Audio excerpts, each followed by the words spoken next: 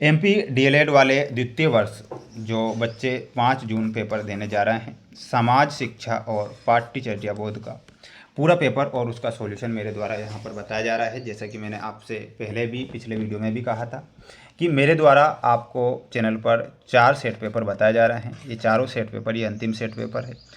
आप सभी को इन सभी सेट पेपर को ध्यान से पढ़ना है जिससे कि आपकी परीक्षा में हेल्प हो सके।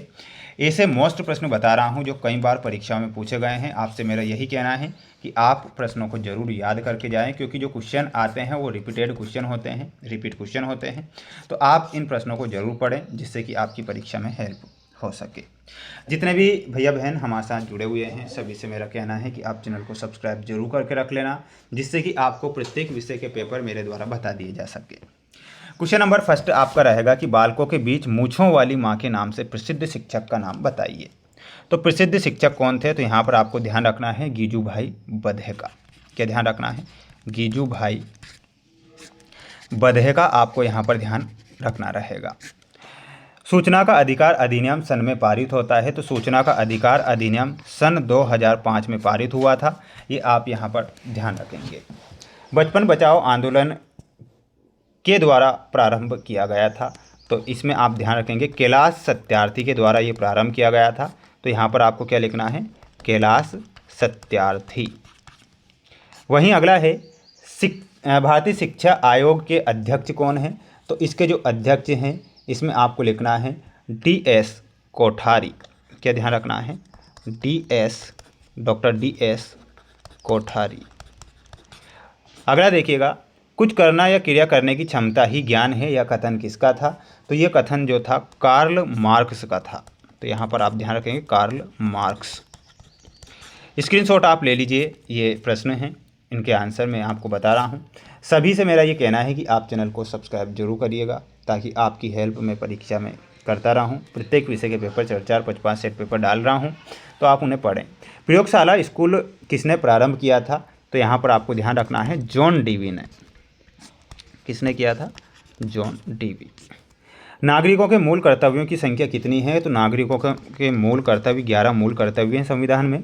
शिक्षा में निस्संदन के प्रतिपादक कौन थे? तो इसके जो प्रतिपादक थे मैकाले। ठीक है, तो यहाँ पर आप लिखेंगे मैकाले।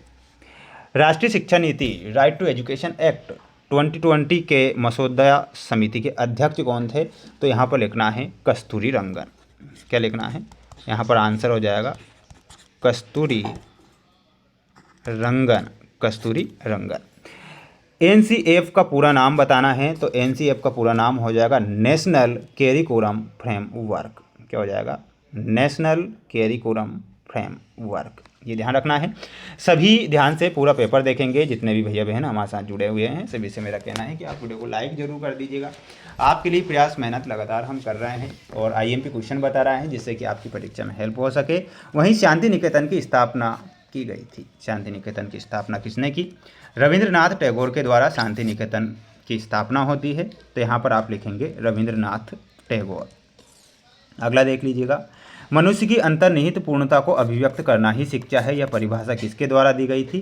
तो ये जो डेफिनेशन दी थी शिक्षा की डेफिनेशन, ये विवेकानंद के द्वारा डेफिनेशन दी गई थी। हालांकि आप शिक्षा की परिभाषा याद कर लेना कि मनुष्य की अंतर्निहित पूर्णता को अभिव्यक्त करना ही शिक्षा है। ये 2 नंबर में भी प्रश्न आएगा और 1 में भी आएगा, तो आप दोनों तरीके से इस प्रश्न को याद करेंगे। भारत में मानवाधिकार आयोग का गठन किया गया था। भारत में मानवाधिकार आयोग का गठन कब किया गया था? हमारे फ्रेंड्स ध्यान रखना है सन 1993, है ना। मानवाधिकार आयोग की स्थापना 1993 में हुई थी ना, ध्यान रखना है। मुदालियर कमीशन की स्थापना देखिएगा, मुदालियर कमीशन की स्थापना कब होती है? तो इसकी जो स्थापना होती है 4th में, ध्यान रखना है 1952। विश्वास के कितने भाग है? विश्व प्लस वास, 3 भाग होते हैं विश्वास के, तो यहाँ पर आपको 3 भाग ध्यान रखना है। सभी स्टूडेंट्स ध्यान से पूरा पेपर याद करके जाएंगे। चैनल पर जो बच्चे नए जुड़े हैं चैनल को सब्सक्राइब तो करना ही है, ये आपकी छोटी सी रिस्पॉन्सिबिलिटी है जो मैं आपको सौंप रहा हूँ। बिल्कुल आपके लिए ही प्रयास मेहनत में कर रहा हूँ जिससे कि आपकी परीक्षा में हेल्प हो सके और अच्छे नंबर ला सके। देखिएगा, क्वेश्चन आपका है कि आकलन से क्या आशय है? शिक्षा के 4 स्तंभ, शिक्षा का व्यापक अर्थ, है ना। तो आप इनका क्या करिएगा, स्क्रीनशॉट ले लीजिएगा, है ना, इन प्रश्नों के, क्योंकि ये प्रश्न परीक्षा में आएंगे। 3 क्वेश्चन ये हैं 2-2 नंबर वाले। स्क्रीनशॉट लेकर चैट जीपीटी से आंसर निकाल लेना है ना। ये 10वां क्वेश्चन है, स्क्रीनशॉट ले लेना है। इसके बाद में 11वां क्वेश्चन देखिएगा कि रूसो के अनुसार शिक्षा के उद्देश्य आपकी परीक्षा में आएंगे। जॉन डीवी के अनुसार शिक्षा के उद्देश्य आएंगे। शैक्षिक अवसरों की समानता की क्या आवश्यकता होती है समझाना है। शिक्षा में गुणवत्ता के संकेतों को समझाइए। देखिएगा, अगर मैं इनके आंसर आपको बताऊंगा तो आप जानते हैं कि वीडियो लॉन्ग हो जाएगा, और लॉन्ग वीडियो इतना ज़्यादा बच्चे देखते नहीं हैं, इसलिए आप सिंपल तरीका बता रहा हूं, मैं शॉर्ट तरीका बता रहा हूं कि आप एआई या चैट जीपीटी से इनके आंसर निकाल लेना। ये इनका आंसर देखिएगा, ज्ञान की विशेषता तथ्यात्मक ज्ञान है ना, इनका स्क्रीनशॉट ले लेना है। इसके बाद में 15वां क्वेश्चन और 16वां क्वेश्चन देख लो, स्क्रीनशॉट ले लेना है आपको। चैट जीपीटी जिंदाबाद, क्योंकि चैट जीपीटी दुनिया के सभी आंसर मिल जाएंगे, आप कोई सा भी निकाल सकते हैं ना। चैनल को सब्सक्राइब जरूर कर लेना, क्योंकि आप सभी को मेरे द्वारा जो पेपर बताए जा रहे हैं, ये अंतिम सेट पेपर था जो कि मैंने बता दिया है। 4 से 5 सेट पेपर अपलोड कर दिए हैं, देखें, अपनी तैयारी को मजबूत करें। जितने भी भैया बहन हमारे साथ जुड़े हैं तो चैनल को सब्सक्राइब जरूर करना है। जय हिंद, वंदे मातरम, जय श्री महाकाल, हर हर महादेव।